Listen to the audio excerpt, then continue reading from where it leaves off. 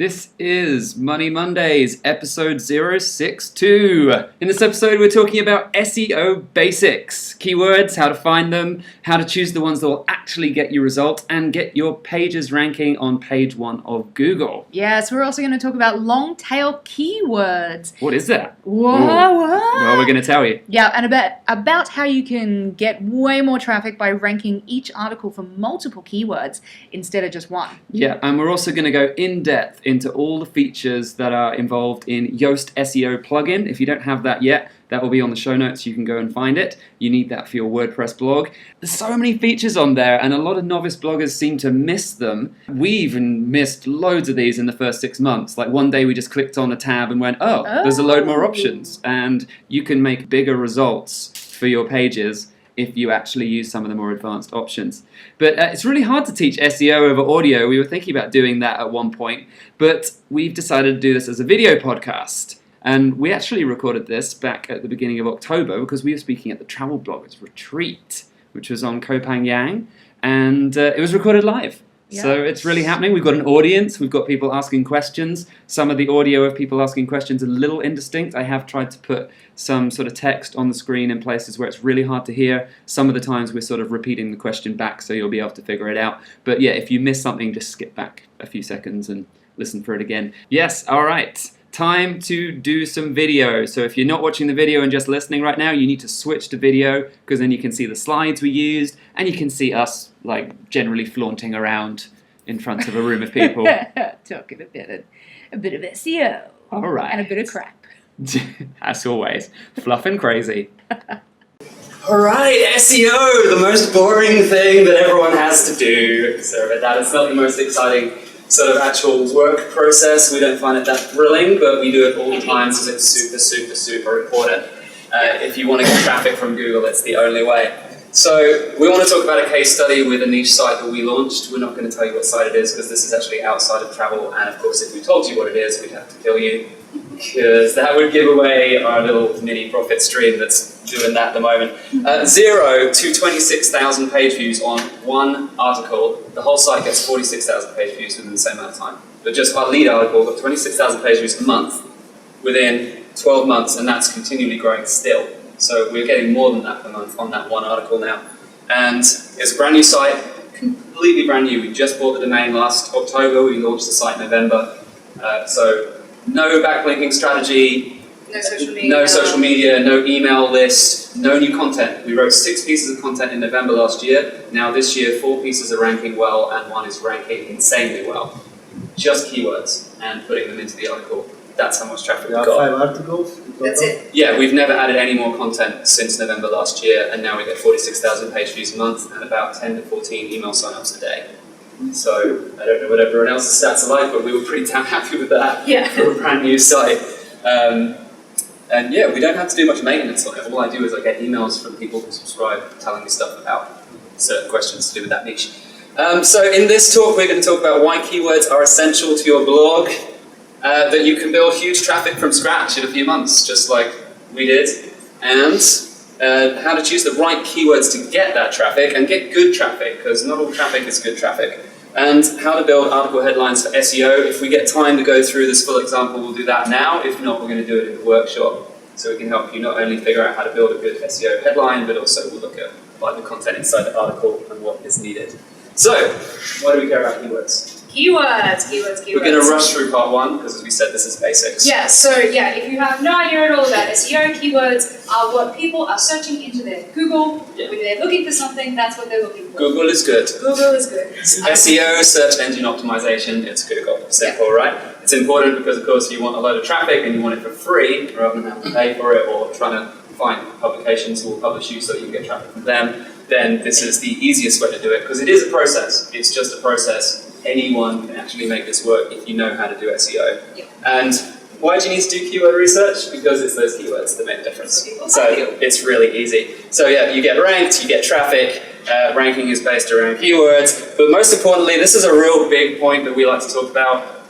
The keywords you choose, if you do the proper research, you actually know what people want. Yeah. You can The keywords, you find that keyword research tells you what people actually want. If you're writing articles about stuff that people don't want, they're not searching for it. So if you don't find keywords that match with what you're writing about, don't bother writing about it. We actually now don't write articles unless there is a significant amount of people interested in it. You might think you have this great idea that you want to write this article about, but if no one's searching for it, it's a waste of your time. Yeah, well, I mean, you might get traffic through social media if you write a really interesting, poignant piece. So that's definitely another way to do it. We're not saying that's a bad way to do it. We're just saying if you want SEO traffic and people aren't searching that key term, waste of time. Don't even bother. You won't get lots of traffic out of it. Just Google. Okay, big traffic from scratch. Let's do a quick look at what we did with this site. You'll notice this. Nothing line for like 6 months. And that's how SEO works on a brand new site. That's what we found. That's what other people who start from scratch find. Because you have absolutely no authority with your site, because no one's been to it, because we're not sharing with social media, because we didn't have a social media to share to, you get nothing for ages. And then, like 6 months later, you suddenly get this little peak, which we would estimate is because we made the bottom of page 1 on Google. And as soon as you're on the bottom of page 1 and Google starts seeing that people actually go to your page and stay on your page and read your page, we do long form articles because that means people stay on longer.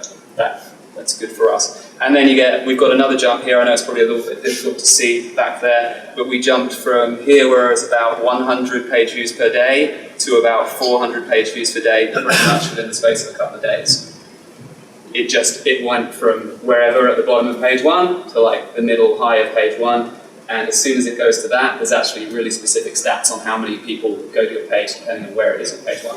If it's at the top, you get like 80% of the traffic from page 1. If you're right at the bottom, you get like 5%. So we saw that difference. And then it keeps going up and up and up and up to this point here where we're averaging sort of around 1,000 page views a day-ish, just under that. So yeah, this site launched October, November last year, and that lead article gets that much traffic just because of SEO. It's pretty crazy. So the size of your blog does not matter. That's the most important point here. If you have a brand new blog and you just started, you can still achieve this as long as you do really good keyword research. Absolutely. I think Sharon Gourlay, who will be speaking at the thing that will not be named. Go to that talk if you are interested in it. She's fantastic. She actually just nailed $5,000 a month through her niche affiliate sites that she has, and it's all SEO. That's how she made it. Yeah.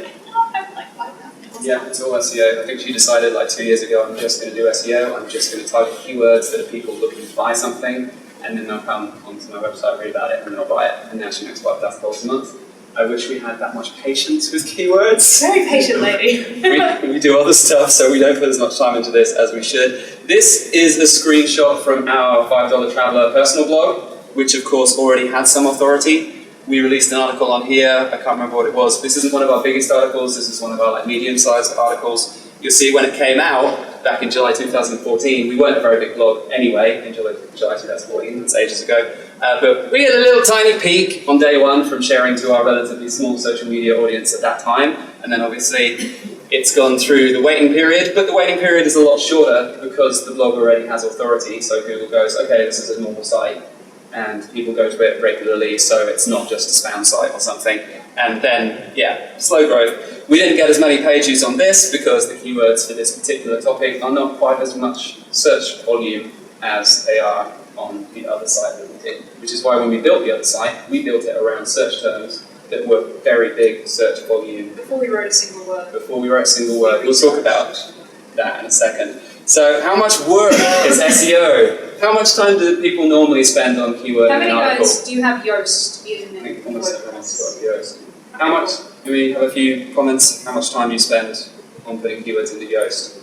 Depends how we feel. Sometimes, Right? lots of times, sometimes it's 10 minutes, 15 minutes? sometimes longer.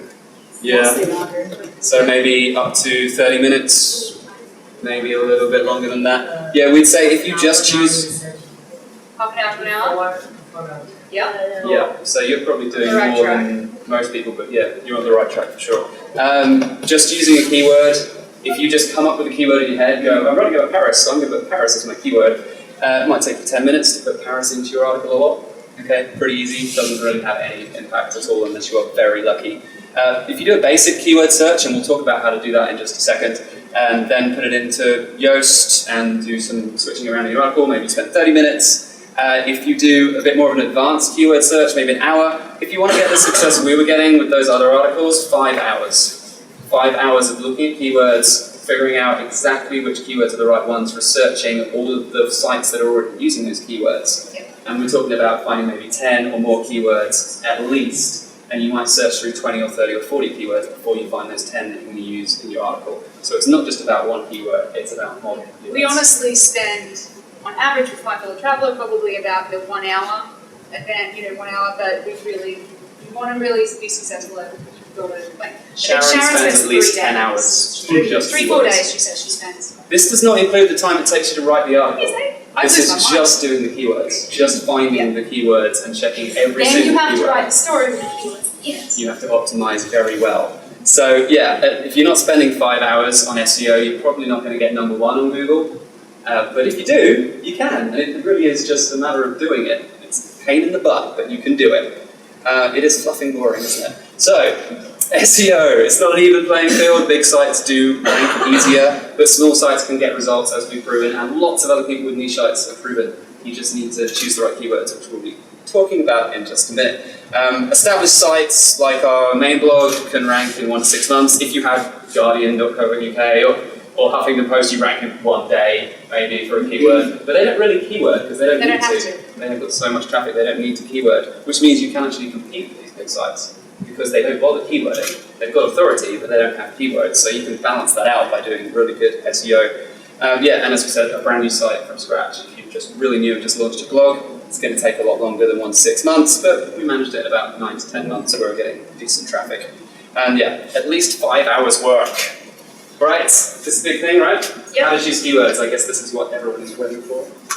Yes. So the big thing we find with a lot of new bloggers is they do have Yoast put in, and they'll put the keyword into Yoast, and it'll go, yes, you've got all the green lights. And you go, yes, I keyworded it. Agreed! Agreed! Wow! That does not mean that it's a good keyword. You could have chosen Paris, and Paris obviously isn't going to rank for. So choosing the right keywords, going into long tail keywords, some of the essential things you need to do to make sure. We'll explain what a long tail keyword is. We'll get to that, yes. Sorry. But you want to choose your keywords before you write the article. Do not even start typing. Do not start writing one single sentence. Yeah. Because if you do, you have to rewrite half the article to get all the keywords in afterwards. Yeah, which can make it look spammy. We've all read articles where you just know that they've just tried to just slam keywords in there and it looks crap. If you want to be a legitimate blog but still SEO, you need to have those keywords rumbling around in your head. You need to have found them already and sort of figure out how as you write your text, how you're going to incorporate them organically throughout. So you don't go back and just like you just shoved it in there so you get basically. Has everyone seen this screen before? Yeah. Google Keyword Planner? Everyone, or just a few people? Alright. And then show of hands, yeah. Half So, half 50-50. You want to explain some of what this is? I spend a lot of time here. It's Okay. our least favorite So place if to you've go. never been on here before, you need to, you can just Google in Keyword Planner, go into your AdWords. If you've got to log in with your Gmail account or if you've got a Google Analytics account. YouTube account, any of that will look you into. Yeah, the Keyword Planner will bring this up. This is actually the second page. You click on something that's like find keywords, you put in the keywords that you want, then it brings up this. So this one, our keywords we put in is just travel Thailand. And it brings, pretty simple. You can see through here, 3,600 people per month search that term, travel Thailand, in Google. Below here, they have keywords by relevance. So other terms that people are looking for that you might be able to use that might be handy. So this one here, traveling Thailand with 2 L's. So the UK Australian spelling, the North American spelling, it gets 1,000 a month. So a lot of people are like breaking for the American spelling, which is only 590 people a month look for the American spelling, and it's high competition. But you put in the rest of the world spelling, and Just say it. it's 1,000 and it's medium, so you've got more of a chance of being able to rank for that particular word. But really importantly, this actually tells you something about your audience. This tells you that people who are going to Thailand are from England and Australia. That is a bigger audience. Or Canada. Canada. Could be. It's not many people from Canada, I don't know. They could be, okay, so it could be Canadians going as well. But, I mean, because of the proximity of Thailand to Australia, we can probably assume a lot of Australians going, and I meet a lot of British people around here as well. But yeah, this does at least help you realise that Americans are not searching for this as much as everyone else. Yep. So if you're writing an article targeted at Americans, you're probably not going to do as well as you would if you went, let's write it for British people. Let's spell things differently. Let's spell them right. But you can see, maybe obviously down the very bottom here is travel advice Thailand. That's going to 480 per month and a low. So generally you want to try and find the lows. Now, this is what you can look for to either do your headline, but also all of these terms, if you find a whole bunch of them, they could be like 10 people a month look for it, 90 people for a month look for it, 30 people a month look for it. All of that adds up to people who are looking. So if you can have those different terms all mumbled up in different ways throughout your post, that's a long tail keyword. That's all a whole of these bunch like of 5 or 6 word phrases that are getting like 50 searches a month. Although you don't want to use that for your headline because then you're only going to get 50 searches a month. But if you use that throughout your article like once or twice, because so few people are actually competing for that long tail keyword, then you're probably going to rank on page 1 and you're going to get those extra 50 people a month, and then for just including one phrase in the body of your text, you're getting an extra 50 people a month. That's really the point with long tail keywords and why you should have more than one keyword. Ignore Yoast telling you that you should only have one keyword, you have to start putting other keywords in, and then you get this whole web of traffic rather than going for one thing. This is also really helpful because it tells you when the spikes are, when people are looking for those particular keywords. We currently have an article we SEO'd a few months ago, which is the best travel gifts for 2015. Heavily SEO'd article. I searched for ages looking up SEO words for that. And it's like, we know. Number 1 already, right? I think, we're up there. I don't know if we're number 1, but we're pretty well. We only did it up like there. 2 months ago. We know through doing this research that by Christmas time, that's going to spike. So you've got to be able to do your article a couple of months ahead. At least 3 months ahead. Let really. the SEO have its time and Google to actually come and find you, and then eventually that Christmas time kicks in, boom, people are clicking on your affiliate links to go buy their travel gifts this Everyone year. else came in too late. We came in 6 months early, and by the time people start typing in 2015, we start getting all the traffic. Yeah, so you can plan your articles around where, like, in the lead up to when you know there's going to be a spike of people looking for that particular keyword. Yeah, is there anything else on here? I know not everyone can see perfectly from over there, but there is also this suggested bid. This is really interesting. I mean, we don't personally do advertising. This is a value that Google AdWords put on a click. So if you advertise using Travel Thailand and you come up as a Google ad on the side, it will cost you approximately £1.61, which is about $2.70 per click. Now, you think if your article's ranking at number 1 and you contact a Thailand travel company and go, you would have to pay $2.70 a click, but I'm getting all the traffic because people go through organic. So how much can I charge for advertising? Well, you can put a dollar value on it by estimating based around where you're ranking, what keywords, and what this value is. On the flip side as well, if companies contact you going, you want to put links into their article, blah, blah, blah, a lot of people you see on the Facebook groups are like, I don't know how much you charge. It's a good This is it. If you know what you're ranking for, which you can find out, that's a bit of an advanced technique to figure out what you're ranking for. I think it's in Google Webmaster Tools, but we can talk about that in the workshop later if people are interested. So, really important points. The highest page views is not always the best choice because those really high page view ones, other people are doing SEO and they will be, if they're a big company like Intrepid, they will be looking for the big keywords because they know they've got an authority site that will rank.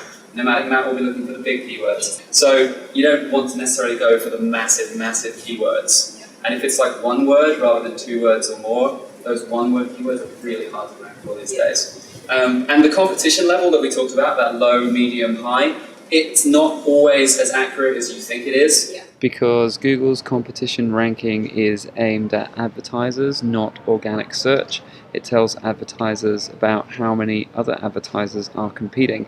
This can be useful to know, but you shouldn't base your SEO decisions solely around this factor. As you think it is? Yeah, you need to take the word that comes up as low, go search for it in Google yourself and see what articles come up. Because, you know, if you look up Lonely Planet China, it comes up as like 1,200 people a month look up Lonely Planet China, and it comes up as low. Because it's Lonely Planet. No one's competing with Lonely Planet for the keyword. Yeah. What's the point?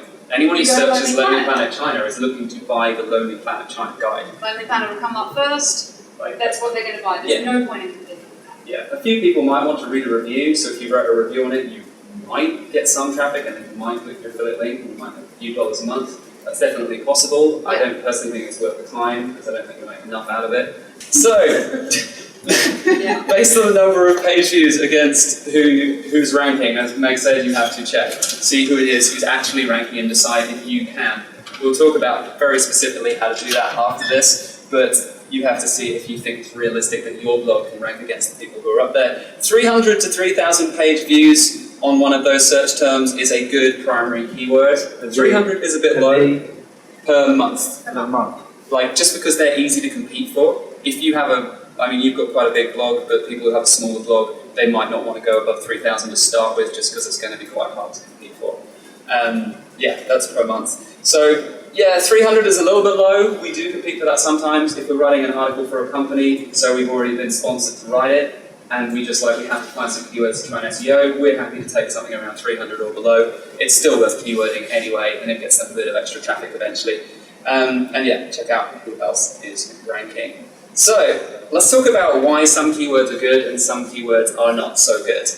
This is one that we've had a struggle with, backpacking, because we started backpacking for beginners. We knew this new site that we launched was going to be difficult because the word backpacking has two different meanings in America. In the rest of the world, backpacking means going traveling with backpack. In America, it means going hiking. To English people, it's called hiking. So everyone in England knows what we're talking about. In America, 50% of people click through on the word backpacking and then find a travel site and go, I'm not going to a mountain, what's this? Like, where's my mountains? Terrible. So that sort of keyword, you've got to assume, what are people actually searching for when they put in the keyword? They want to, maybe 50% of them want to find out about hiking, they don't want to find out about what we do. So it is a bit confusing, but we went with it anyway because we have other methods to get traffic. That's not what we're ranking for. But then the word backpack, it's a buyer search term. If someone puts backpack into Google, they want to buy a backpack. They don't have to write buy backpack to know that they're in the market to get a backpack. They just haven't bothered to put the word buy.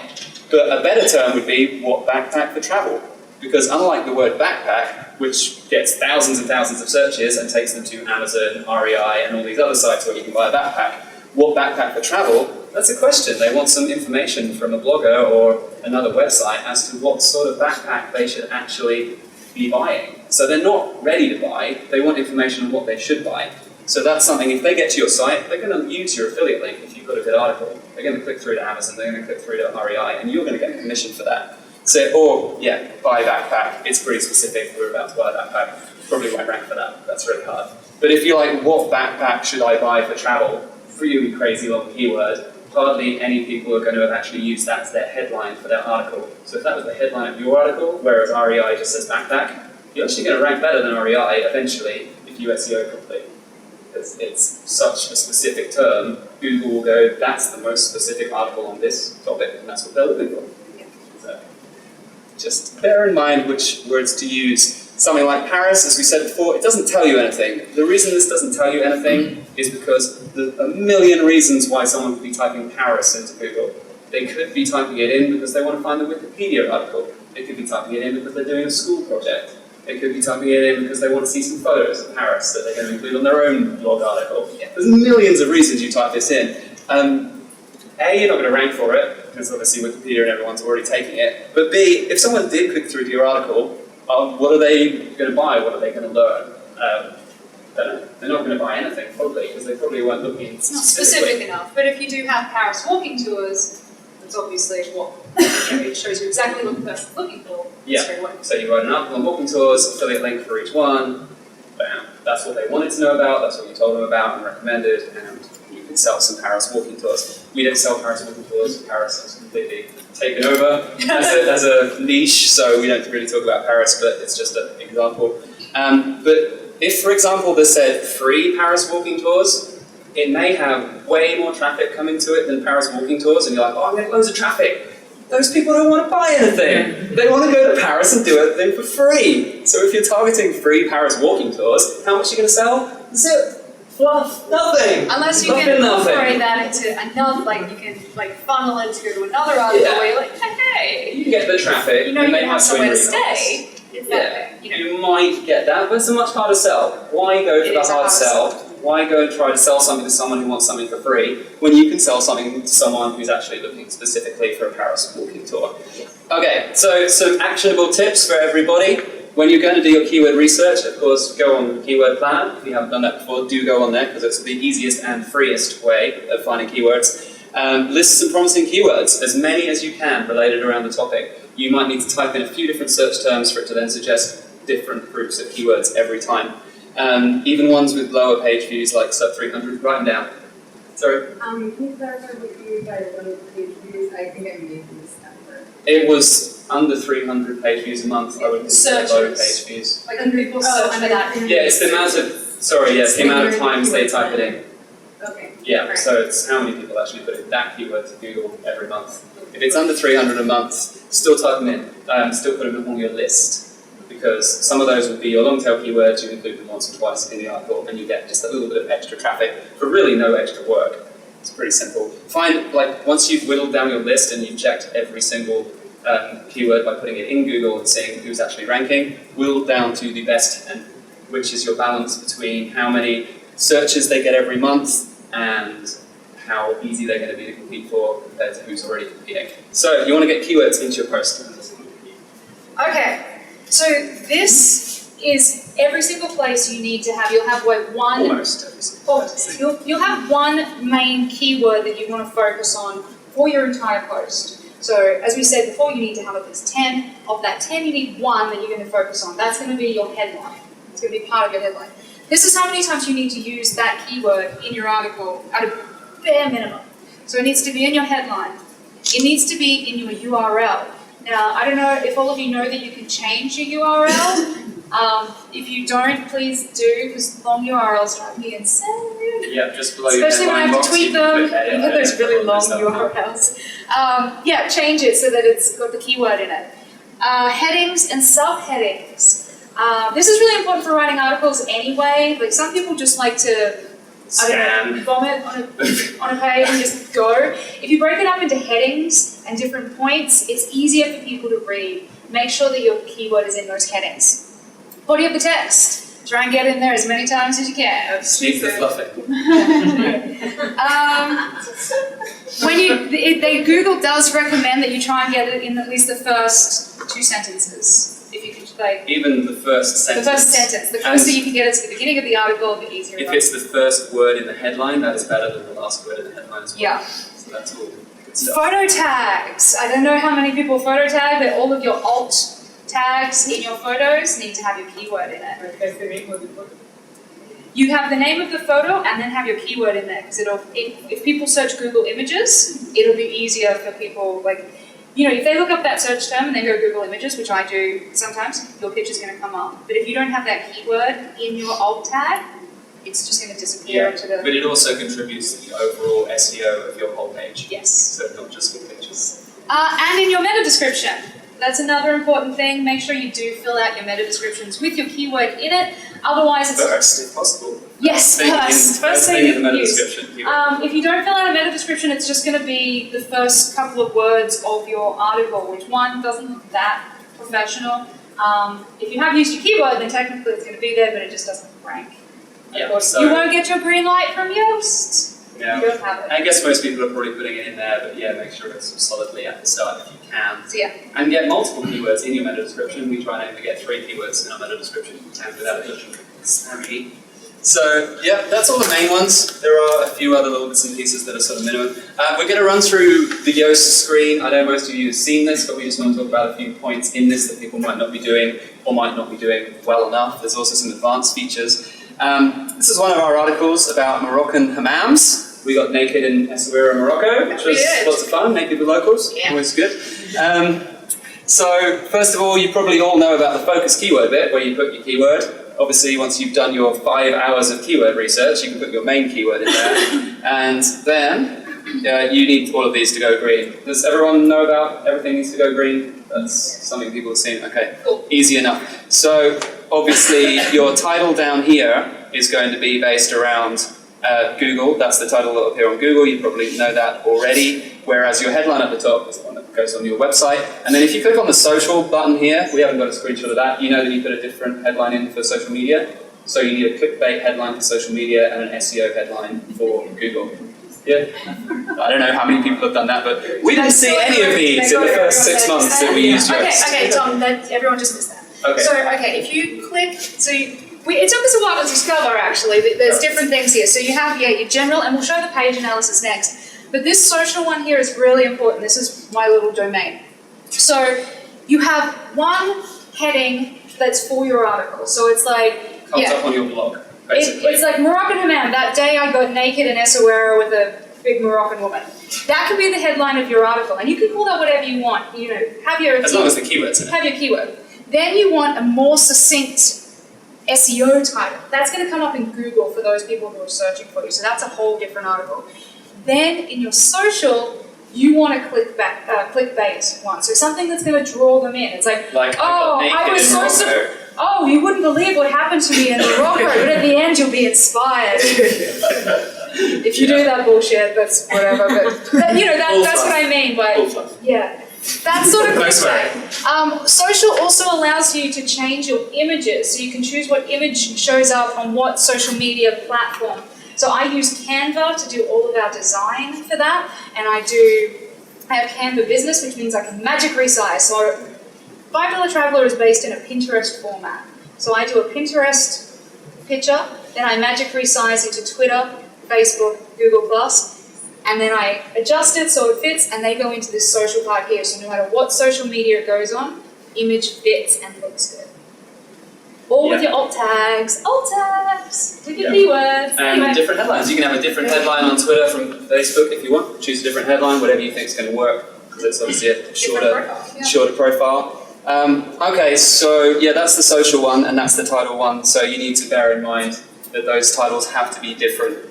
Otherwise, you're going to have this sort of slightly, this isn't the most generic title. Sometimes they're more generic than that for SEO, for Google, because we're just stuffing as many keywords in and making people see that it's what they want to read about. We managed to get Moroccan Hammam in the end here of the meta description, so we haven't done quite as well on that. It's not the end of the world. This isn't the best ranking SEO page ever. This is just an example from our website. That's all. But I think there's a couple of keywords in here. Obviously, Morocco is a keyword that we're not going to rank for. You can see in our actual URL, we also have Hammam Essaouira, which is another keyword. So we couldn't fit that in, but we have got Hammam and Essaouira in here. So even though they're not next to each other, they will still partially rank for Hammam Essaouira. So there's millions and millions of tips, and there's no way we can give them all to you in 15 minutes. So workshop afterwards, so we can go through a few more details, because everyone's brain is going to explode. The second tab here, have people used page analysis yet? Who's used page analysis?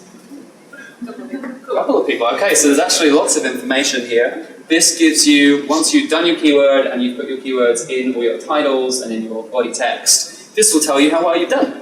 So we've done quite well, got a lot of greens. We haven't put the keyword in enough times. 0.46% is what we put in. And we actually put it in five times in the body of the text. Oh yeah, and this is twice in headlines. Crap like that. So it wants more. It wants more. How long is that? 1,000 words? Maybe 1,000 words. 1,500 So at least. is it 50? Yeah, about 50. That might be more. So we could have SEO'd this better. As I said, we're using this as an example because we don't want to give away our best SEO posts to a public video, which would sort of undermine what we're doing because they'll probably take photos and copy us. So you wanted to aim for 1%, and that's actually quite a lot of keywords. Obviously in 1,000, that's 10. If you have a 1,000 word article, that's 10 keywords using the same keyword, plus then all your other keywords. As I said, it's actually quite difficult to use 10 keywords and not make it sound a bit strange. You have to be pretty smart with how you put them in, which is why we haven't managed to put them in enough times here. No outbound links. That's really silly. I don't know why we haven't done that. If you want to put in an outbound link to something like Wikipedia, that's something we do because it's something we know people probably aren't going to click. Because we can't link to commands, it was like a middle. Yeah, that's true. Normally we have outbound links, but obviously what you want is you don't want people to be so excited about clicking away to another page that you're going to lose them.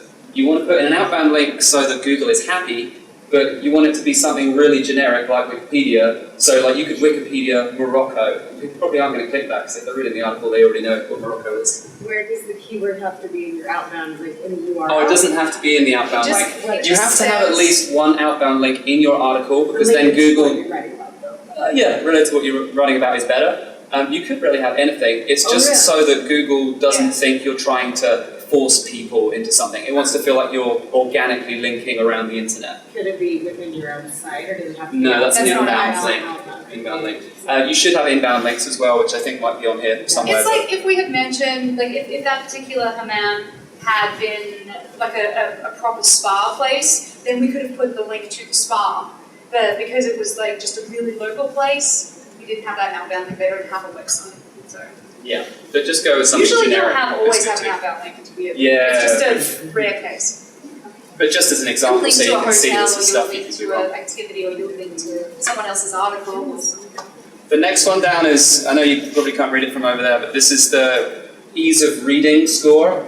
This one is 72.2. I think you have to be over about 65. If yours is over 65, it's easy to read. Essentially, what the internet and Google think is that you should be writing for a 8 to 12-year-old person. If you write in a style that an 8 to 12-year-old person can understand, you are hitting the majority of all human beings on the planet, or English-speaking human beings on the planet. So that means your article is easy to understand. And so they like you if you do that. If you write a college paper with lots of complicated words and lots of long sentences, it's going to have a score of like 40. And then it's like, yeah, only someone at degree level will understand what you're saying, and so it's not going to rank. Not going to rank at all. So that's really important. It actually helps you understand your writing and whether your writing is working, like on a way that other people can understand it. So it's not just for SEO. It's really useful for us to go, oh, I got a score of 50. I'm making this way too complicated. I need shorter sentences. I need it to be punchier so that people understand what we're writing. After that, all of the stuff that we've talked about before, having the keywords in the URL, in the image, or all the images if possible, in the first paragraph of the body text. It's in at least, ours is in 2 out of 5 subheadings, so that's not too bad. If you can get it in more, it's obviously good. You've never used this focus keyword before on your blog at all. So if you're writing 2 articles with exactly the same focus keyword, Google may look at that as a bit strange. Might be a bit spammy. So there's so many things on here, and most of them are self-explanatory. So you just need to go in and press that page analysis thing and start looking at the articles you've already written and see what you can change. Because they do just say, you need to do this, you need to do this. In the meta description, more than 300 words, articles under 300 words, Google don't like. They like long articles. Is there any problem with using the same description for multiple images? No, I do it. No, every image. Cut paste. Cut paste, paste, paste, paste, paste, paste. Yeah. That's not, there's nothing. No, I mean, you want to put an extra description next to the keyword, probably. Yeah, I mean, if you want to if you do Just want it to make it show, more if you natural. happen to be, a lot of people are doing like Pinterest pretty images, you might want to actually put in a description of the image, because if people choose to pin that, it's just going to come up with your crappy old description. So I've got into the habit of all of my Pinterest images and this is blah, blah, blah, blah, blah, and more about this article, click through on this pin. So if someone does pin it, it's got a full description there once it goes onto Pinterest. Plus, it's got the keyword there as well, which is also good for Pinterest. Yes, exactly. Later And talk, I'm not doing that. actually, quick tip, if you put your keyword not only in the alt tag, but also in the caption, it's a really easy way to have your keyword added without it looking like you're spamming the article with keywords, because then the captions are all sort of separate from the body text. It can be completely out of context, and it won't look weird because it's not in your actual writing. Yeah, the page title is the right length, and yeah, we've got enough words on the page. So that is something you really should look at before you publish. Make sure you've got all of that stuff green. There is more to it than Yoast, so we do want to talk about beyond SEO, Yoast, like the more advanced stuff. As I said, I really don't think we're going to get time to do it because it's all 12:20 already. Too much stuff in the talks. Yeah, Yoast tells you just how to use one keyword. You need to be able to add more keywords. You can change that focus keyword and then check what it's done with the second keyword, change it again, check what it's done with the third keyword, and go through that and then go back to the first keyword afterwards. And as we said before, please remember that Yoast tells you that you use the keyword adequately. It doesn't tell you that it's a good keyword. Yeah. So many people think that you get all those green lights and it's a good keyword. Yeah, you have to do that research. It doesn't help you with multiple keywords or like conceptual articles, which are like topic-based articles. Google really likes topic-based articles now. So if you have like multiple articles on your site that are all related to Morocco, and you form this sort of network of inbound links that are all on Morocco, Google goes, well, this article is connected with loads of Morocco stuff. It's about Morocco, it's about something in Morocco. Loads of the words are related to Morocco. Although they're not the same keyword, they're all related to the same topic. And it goes, well, this is probably quite an authority article about Morocco. That's going to be really helpful. This stuff is where it's getting really tricky. You have to spend a lot of time figuring out how to put this all into an article, which is why it takes so much time to actually SEO properly. Thank you for listening, guys.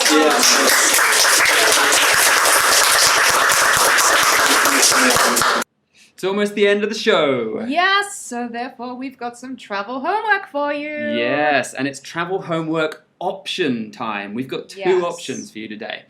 Yes, so if you've already been writing for a while, you've got quite a bit of content already on your blog, we want you to go back and optimize some of your old posts. Google loves it. Google loves it. Yep, you're making updates to the post. Google actually likes that as long as you make good updates. If you do some thorough keyword research and you can go and get those keywords into those articles, and maybe you can even change the headline. Choose stuff that isn't really getting any traffic and that you know is good content but not getting traffic. Because if you've already got traffic, you don't want to destroy something you've already built. You've got to be careful if you've got an article that's doing pretty well and then you change the headline and you might lose all your traffic. So yeah, we're not advising you to go change everything. Just find some stuff that you think's really well written, really useful, and hasn't quite got the traffic you think it should be getting. Yeah. Go optimize it. Option number 2. We want you to go and write a minimum of 3 heavily focused SEO articles. Brand new articles that you've done thorough keyword research on. Yeah, now this is actually a lot of work. So you don't have to write 3 by next week, because seriously, if you want to do it really well, we advise spending at least 10 hours doing the SEO and the writing and then publishing.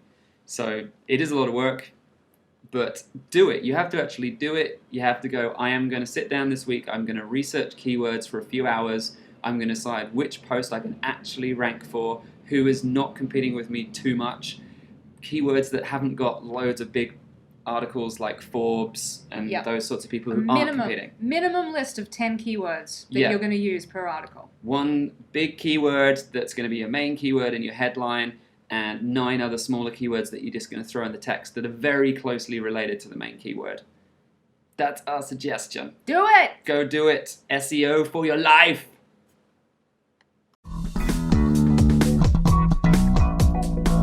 Thanks for listening to the Travel Freedom Podcast. Show notes and resources for this episode are waiting for you at travelfreedompodcast.com. Join us again every Monday to learn how to supercharge your online income and travel like a prince on a pauper's budget. We are waiting for your comments and feedback, so tweet us at mytravelfreedom. Or email info@travelfreedompodcast.com. I'm Tomo. And I'm Megzy. Catch us again every Monday on the Travel Freedom Podcast. Bye for now. Bye.